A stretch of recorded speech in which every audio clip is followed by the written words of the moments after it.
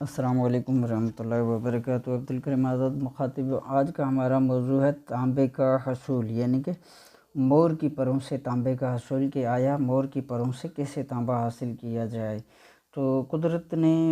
یوں تو کئی ایسے پرندے بنائے ہیں جن کی پروں میں کافی ساری اجزاء پائی جاتی ہے، مطلب کہ کافی دھاتیں پائی جاتی ہے پروں میں قدرتی طور پہ۔ تو آج ہم ان پرندوں میں سے مور کا ذکر کریں گے، کیونکہ مور کے پروں میں وافر مقدار میں تانبا پایا جاتا ہے، اور یہ تانبے کی اس کی خصوصیت یہ ہے کہ اس میں زنگار نہیں ہوتا، یعنی کہ بلا زنگار ہوتا ہے۔ تو آج ہم اس پہ بات کریں گے۔ تو یہ اس طرح کی مور کی پر ہوتی ہے، تو یہ پوری ٹہنی لینی ہے، یعنی کہ پوری پھول سمیت پوری جو ڈنڈی ہوتی ہے، یہاں سے جڑ تک جو ڈنڈی ہوتی ہے، جس میں سے سفید وائٹ کلر کی جو ڈنڈی آ جاتی ہے وہ بھی ساتھ ہو، کوئی مسئلہ نہیں۔ اور یہ جو دھاگے نما اس کی شاخیں ہوتی ہے،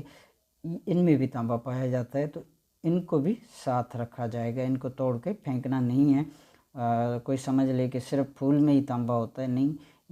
ہرگز نہیں، ان میں بھی تانبا پایا جاتا ہے۔ یہ جو بال ہوتے ہیں سائڈوں پہ، ان میں بھی تانبا پایا جاتا ہے۔ یہ قدرتی طور پہ تانبا ہوتا ہے، اس کے بہت سے فوائد ہیں۔ آج ہم آپ کو اس کے مختصراً فوائد بتاتے ہیں، کوشش کرتے ہیں کہ آپ کو تمام تر فوائد اس کے بتائے جائیں۔ تو اس کا جو یعنی کہ اس کے حصول کا طریقہ ہے، یعنی کہ مور کے پر کے تانبے کا جو حصول ہے وہ اس طرح ہے کہ کیونکہ میں اپنے تجربے کی بات بتاؤں گا، میں نے کوئی آج سے غالباً 4-5 سال پہلے کی بات ہوگی، تو کنفرم یاد نہیں ہے، البتہ اتنا ہی ٹائم ہوا ہوگا، 3-4 سال تو کنفرم ہو ہی گئے ہیں۔ تو اس وقت میں نے کوئی 350 کے قریب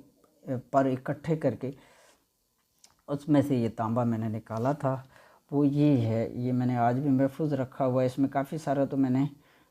استعمال کر لیا، باقی یہ میں نے ٹکیا بنا کر رکھ لیا تھا اس کو۔ تو اس کو الگ سے کشتہ کرنا تھا، باقی کا میں مختصراً استعمال کرتا رہتا ہوں۔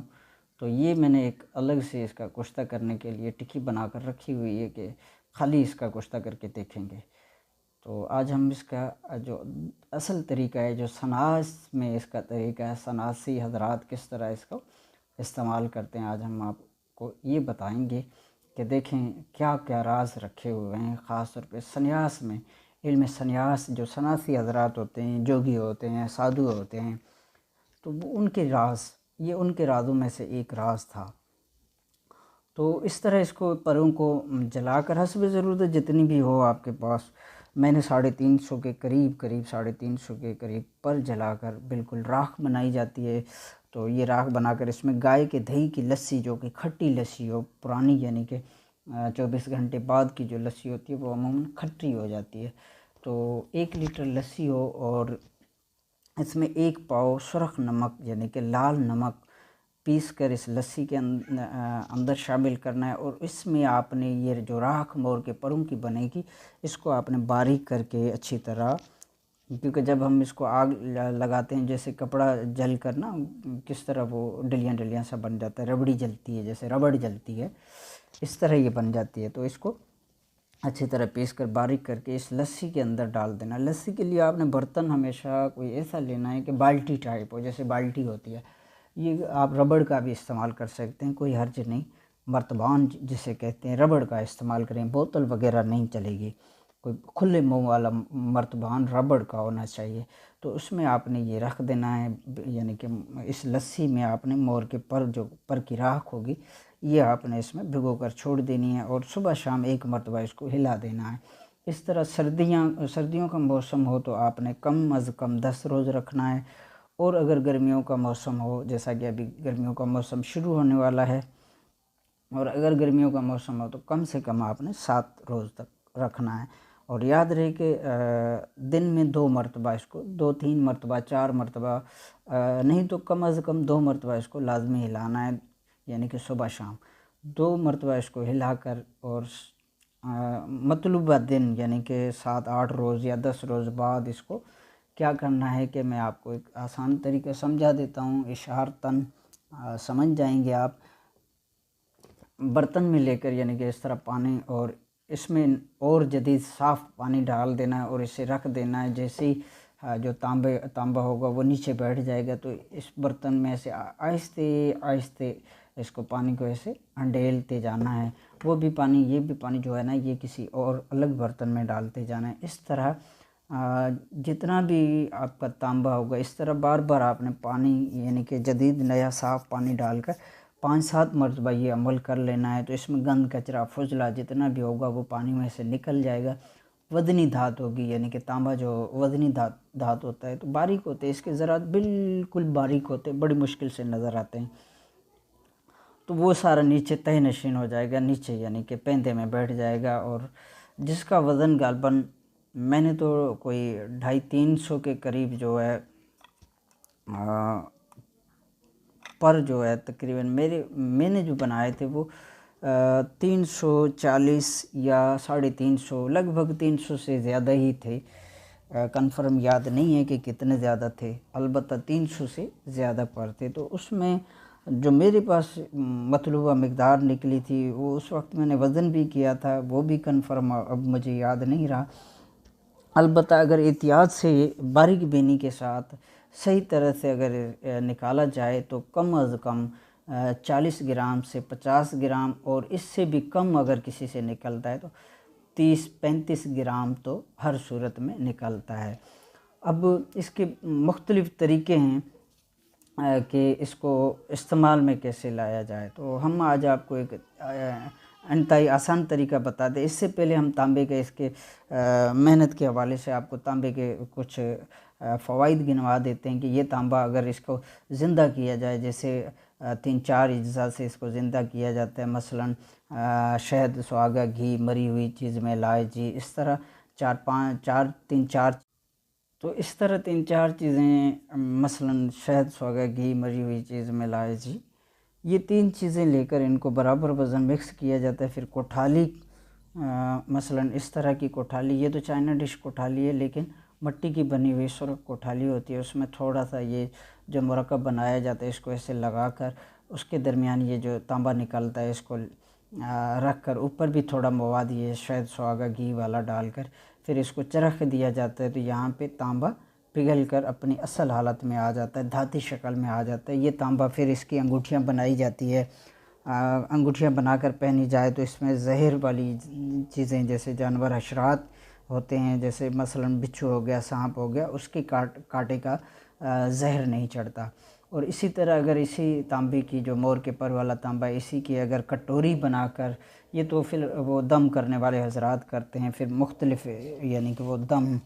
جیسے جاپ وغیرہ کہتے ہیں، جنتر منتر کہتے ہیں، تو وہ پڑھ کر وہ اپنا مطلوبہ جو حصول ہوتا ہے وہ ممکن بناتے ہیں۔ تو آج ہم آپ کو ایک اور چیز بتاتے ہیں جو کہ اس کے متعلق ہے، وہ یہ کہ جتنا بھی آپ کا تانبا نکلے اس کے برابر وزن آپ نے جست لینا ہے، راڈ ہو چاہے عام جست ہو، اس کو مصفی کر کے برادہ کیا جائے گا، اور اس کے برابر وزن اس میں جست کے برابر وزن اس میں پارا خرل کیا جائے گا، پارا خرل کر کے اور اسی میں یہ جتنا آپ کا جست ہوگا اتنا اس میں سے تانبے میں سے جو کہ مور کے پر سے ہم نکال کر لائے ہیں،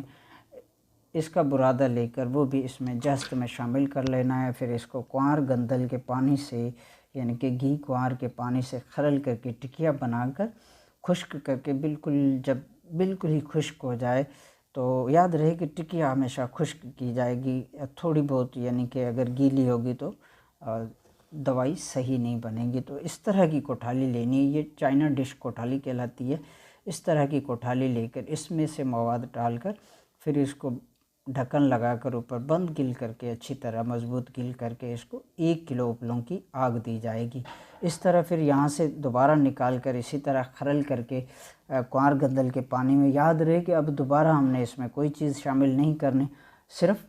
کوار گندل کا پانی ڈال کر خرل کرنا ہے، ٹکیا بنا کر اچھی طرح اس کو خشک کر لیں، چاہے دھوپ میں بھی خشک کر سکتے ہیں اور چھاؤں میں بھی کر سکتے ہیں، جیسے آپ کو بہتر لگے۔ تو پھر اس ٹکیا کو خشک ہونے پر پھر ایسی کوٹھالی کے اندر چائنا ڈش کوٹھالی میں ڈال کر بند گل کر کے اس کو دوبارہ اسی طرح آگ دی جائے گی۔ تو یہاں سے نکال کر اسی طرح سیم ترتیب کے مطابق اس کو آگ دیتے رہنا ہے یہاں تک کہ پھول کر کشتہ ہو جائیں اور سفید کشتہ ہوں۔ تو یہ کشتہ ایزوسپیرمیا یعنی کہ جس کا اولاد نہیں ہو رہا ہو، سیمنٹ ریسٹریٹ رپورٹ میں بالکل نل لکھا ہوا آ رہا ہو، تو ایسے مریضوں پہ یہ اس کا استعمال انتہائی مفید ہوتا ہے، یعنی کہ 100% گارنٹی کے ساتھ کہ ایسے مریضوں کے جو نل سپرم والے مریض ہوتے ہیں ان کا 100% گارنٹی کے ساتھ اس سے علاج کیا جا سکتا ہے، باشرط استعمال کرانے والا خود قابل ہو۔ اس کے علاوہ یہ برس پھلبری کہتے ہیں، برس کہتے ہیں، کوڑ بھی کہتے ہیں، اس مرض میں بھی کافی اس کا بہترین نتائج ہوتا ہے۔ اس کے علاوہ سوزاک ہو گئی، بواسیر، بھگندر یا چہرے کی خوبصورتی، کیونکہ نیا خون بناتا ہے اور وہی چیز زیادہ کام کرتی ہے جو جسم کو توانا رکھے اور نیا خون بنائے، اور یہی وجہ ہے کہ یہ اسپرم پیدا کرتا ہے، یعنی کہ ایزوسپیرمیا کے جو مریض ہوتے ہیں جن کے جراثیم نل ہوتے ہیں، اولاد کے جراثیم نل ہوتے ہیں، ان پہ 100% اسی وجہ سے یہ کام کرتا ہے۔ تو یہ آج کا ہمارا موضوع تھا کہ ہم کوئی رازوں میں سے کوئی راز بتائیں، تو یہ آج ہم نے آپ دوستوں احبابوں سے شیئر کیا ہے۔ آپ کی دعاؤں کا طالب عبدالکریم آزاد۔